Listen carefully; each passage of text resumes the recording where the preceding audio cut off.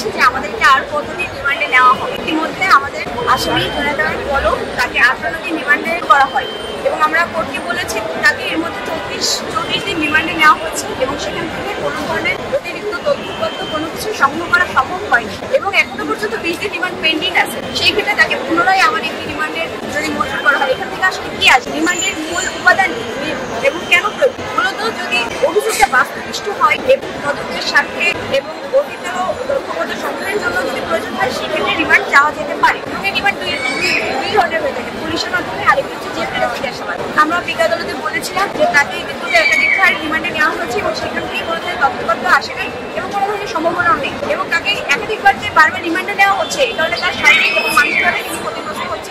তাদের ভিতরে প্রায় 8-10টা বা 15টা মামলার রিমান্ড তাদেরকে নেওয়া হয়েছে, কিন্তু হত্যা মামলাগুলো তো প্রায় 2000 উপরে হত্যা মামলা এবং হত্যা প্রতিষ্ঠা মামলা আরো 2-3000 মামলা হবে। তাহলে এই প্রত্যেকটা মামলায় তাদেরকে রিমান্ডে যেতে হবে। তার কারণ আমি যেটা বললাম প্রথমেই যে ক্রিমিনাল কনস্পিরেসির সাথে তারা জড়িত, অপরাধগুলো তো সন্ত্রাসীরা জড়িত।